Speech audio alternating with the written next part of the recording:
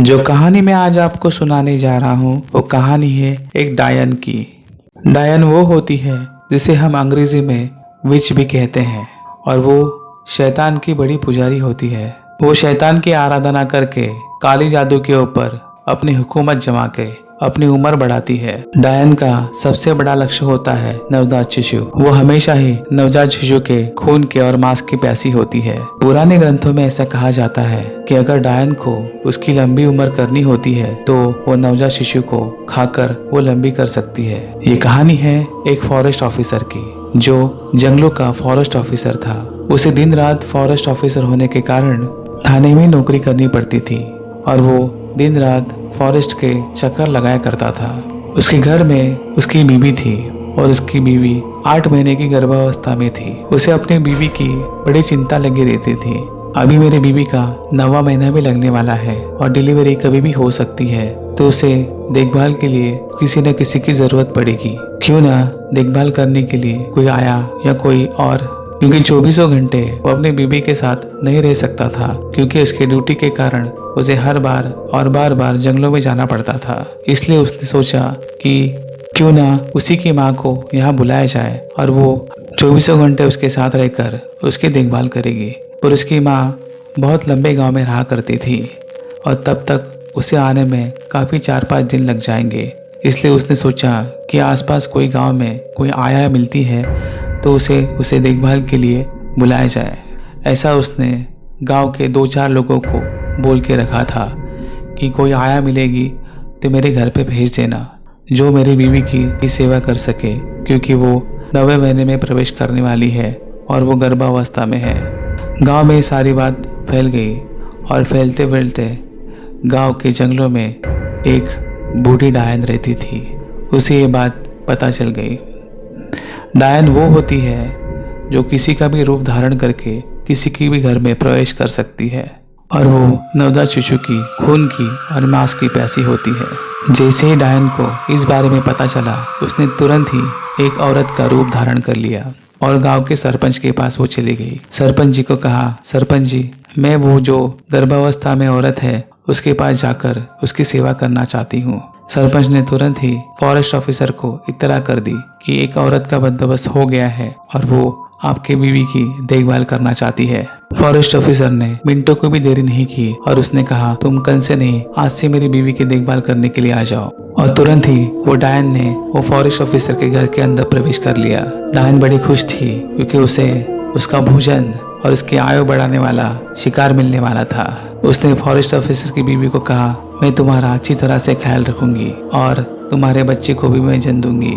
तुम इसकी चिंता बिल्कुल भी ना करो, मैं तुम्हारा पूरी तरह से ख्याल रखूंगी। और फॉरेस्ट ऑफिसर को भी उसने कह दिया कि तुम इसकी चिंता मत करना, इसका ख्याल करने के लिए मैं हूँ। फॉरेस्ट ऑफिसर खुशी खुशी उसके काम में लग गया और 2-3 दिन तक वो घर पे आता ही नहीं था। डायन ने पूरी तरह से घर के ऊपर कब्जा कर लिया था और कब्जा करके वो गर्भावस्था में जो औरत थी उसका ख्याल करने लगी, क्योंकि उसे पता था कि उसने अगर ख्याल किया तभी उसकी काली जादू वाली इच्छा और उम्र बढ़ाने वाली इच्छा पूरी हो सकती है और वो बलि देकर उसका मांस खाकर शैतान को खुश कर अपनी सारी इच्छाएं पूरी कर सकती है और काले जादू की शक्ति से लोगों के ऊपर कहर ढा सकती है। और ऐसे ही 10-15 दिन गुजर गए और बच्चा पैदा होने के दिन पास आने लगे थे। डायन पूरी तरह से उसका ख्याल रखती जा रही थी और बच्चा होने की राह देख रही थी। उसे पता था कि जब भी उसका बच्चा पैदा होगा उसके दूसरे ही दिन वो उसे खा जाएगी और सर्वशक्तिमान बन जाएगी और काले जादू से शैतान को अपनी लंबी आयु के लिए प्रसन्न कर लेगी।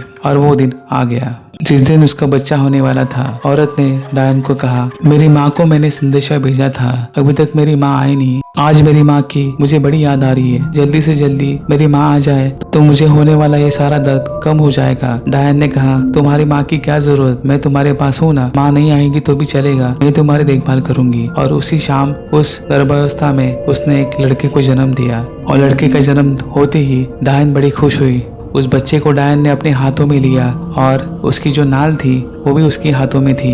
डायन ने उस औरत को कहा कि तुम्हारा बच्चा बड़ा प्यारा है, मुझे तो बहुत पसंद आ गया है, पर इसकी नाल इसकी काटनी पड़ेगी और नाल काट के जमीन में दफनानी होगी। उस औरत ने पूछा, नाल क्यों दफनानी होती है? क्योंकि नाल कभी किसी डायन के हाथ में नहीं आनी चाहिए। अगर वो डायन को मिल गई तो तुम्हारे बच्चे का और सबका सर्वनाश हो जाएगा, क्योंकि वो इस नाल की और तुम्हारे नवजात शिशु की और बच्चे की खून की बड़ी प्यासी होती है।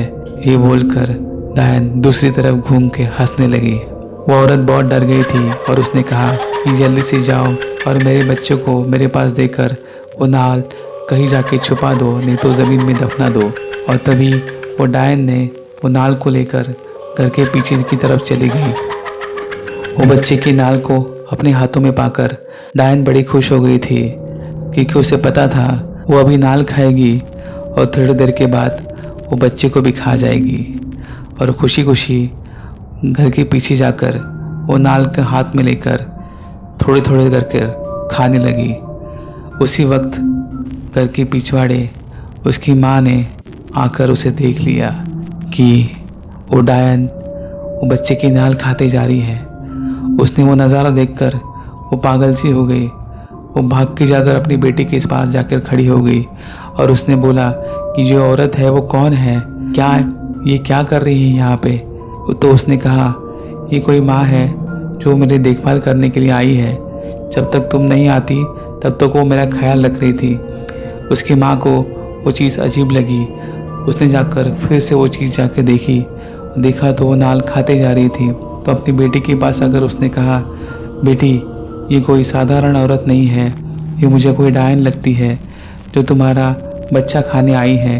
तुम इसे सावधान रहना, अभी इसे कुछ बताना मत कि हम क्या करने वाले हैं। मुझे पता है कि इसके साथ क्या करना चाहिए। तभी उसकी माँ ने भागकर जाकर गांव के तांत्रिक को बुलाकर लेके आई और उसने कहा कि ये जो डायन है वो बच्चे की नाल खाते हुए मैंने उसे देखा है।